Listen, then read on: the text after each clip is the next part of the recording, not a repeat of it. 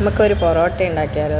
പൊറോട്ടയ്ക്ക് ആദ്യം മൈദയും അതിലേക്ക് ഇത്തിരി പഞ്ചസാര ഉപ്പ് ഒഴിച്ച് പാകത്തിന് വെള്ളം ഒഴിക്കണം. ഒന്നായിട്ട് ഫസ്റ്റ് തന്നെ ഒഴിച്ച് കഴിഞ്ഞാൽ ചിലപ്പോൾ കുഴഞ്ഞു പോകും. അപ്പോൾ കുറച്ച് വെള്ളം ഒഴിച്ച് നല്ലോണം കുഴക്കുക നല്ല പദം വരുന്നവരെ കുഴക്കുക. നല്ല സോഫ്റ്റ് ആവുന്നവരെ കുഴച്ച് കൈയൊക്കെ കഴിയും. ആദ്യമൊക്കെ ഉണ്ടാക്കുമ്പോൾ നല്ല കൈ കഴച്ചിലൊക്കെ ഉണ്ടാവും. എന്നാലും കുഴച്ച് ഏകദേശം നല്ലൊരു ഇങ്ങനെ എന്താ ചപ്പാത്തിക്ക് ഒക്കെ നമ്മൾ ഉണ്ടാക്കുന്നവരായിരിക്കുമല്ലോ അധികം, അതുപോലെ ഏകദേശം നല്ല പദം വരുന്നവരെ ഇങ്ങനെ കുഴച്ച് വെക്കുക.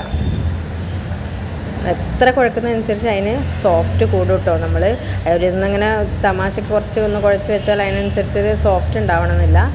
നമ്മൾ നല്ലോണം കുഴച്ച് നല്ല സോഫ്റ്റ് ആവുന്നവരെ കുഴക്കുക. ആദ്യമൊക്കെ കൈ കഴച്ചിലെടുത്തിട്ട് മതി നമ്മൾ വേവിക്കും. പക്ഷേ നമ്മൾ ഒത്തിരി കൈ കഴഞ്ഞിലെടുത്ത് ആക്കിയാലും ആ സംഭവം ആയിക്കഴിയുമ്പോൾ ആ സോഫ്റ്റ് കാണുമ്പോൾ നമ്മൾ ആ വേദനയൊക്കെ അങ്ങ് മറന്നു പോകും. ഒന്ന് കുഴച്ച് നമ്മൾ കുറച്ച് ഓയിൽ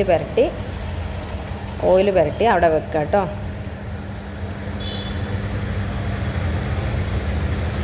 ഓയിൽ നല്ലോണം പുരട്ടിയാൽ നല്ല ഇതുണ്ടാവും. കുറച്ച് നേരം റെസ്റ്റ് ചെയ്യാൻ വെക്കണം.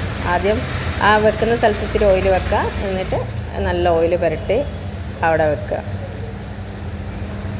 എനിക്ക് വല്ലാണ്ട് അവതരണമൊന്നും അറിയില്ല, എനിക്കറിയുന്ന പോലെ പറയാം കേട്ടോ. കുറച്ച് നേരം വെക്കണേ. കുറച്ച് നേരം റെസ്റ്റ് ചെയ്യാൻ വെച്ചതിന് ശേഷം അത് നമ്മൾ അത് നല്ല ആദ്യമൊന്നും നമ്മൾ വീശിയാലൊന്നും റെഡി ആവില്ല കേട്ടോ. ചെറിയ ടിപ്സ് ഞാൻ പറഞ്ഞുതരാം. നമ്മൾ ഈ തോർത്തുമുണ്ടില്ലേ, ഈ ടവലോ തോർത്തുമുണ്ടോ ഒന്ന് നനച്ച് നമ്മൾ വീശി റെഡിയാക്കി എടുക്കണേ. എനിക്കിപ്പോഴും ആവില്ല, ഇത് ഞാനല്ല കേട്ടോ ആക്കുന്നത്. അതങ്ങനെ കുറേ വീശി കഴിയുമ്പോൾ റെഡിയാവും. അങ്ങനെ ആ വീശലിന് ആദ്യം രണ്ടാമതും മൂന്നാമതൊന്നും ആകുമ്പോൾ റെഡി ആവണമെന്നില്ല. അപ്പം നമ്മൾ ചടച്ചിട്ട് അവിടെ വെക്കരുത്. അങ്ങനെ അത് പകുതി പീസാക്കി ഇങ്ങനെ റൗണ്ട് ചെയ്ത് അവിടെ വെക്കണം. കുറച്ച് നേരം പിന്നെയും റെസ്റ്റ് ചെയ്യാൻ വെക്കണം കേട്ടോ. അത് കഴിഞ്ഞ് കുറച്ച് നേരം കഴിഞ്ഞ് അതൊന്നിങ്ങനെ പരത്തുക. കൈ കൊണ്ട് പരത്തുന്നവരുമുണ്ട്, ഇതിലിങ്ങനെ നമ്മൾ ചപ്പാത്തി ഇതില്ലേ അതുകൊണ്ടും പരത്തുക. നല്ല കല്ല് നല്ല ചൂടാക്കി വെക്കുക. വേഗണം കേട്ടോ. പൊറോട്ട വെന്തില്ലെങ്കിൽ ടേസ്റ്റ് ഉണ്ടാവില്ല.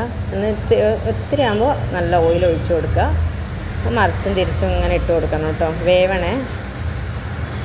വെന്ത് കഴിയും 2-3 പ്രാവശ്യം ഇങ്ങനെ മറിച്ചും തിരിച്ചും ഓയിലൊഴിച്ച് ഇതാക്കാം. കാണുമ്പോൾ എല്ലാവർക്കും ഈസിയായി തോന്നും, പക്ഷേ പഠിച്ചു കഴിഞ്ഞാൽ ഈസി കേട്ടോ. ആദ്യം ഉണ്ടാക്കുമ്പോഴാണ് ഇത്തിരി ബുദ്ധിമുട്ടുണ്ടാവുക.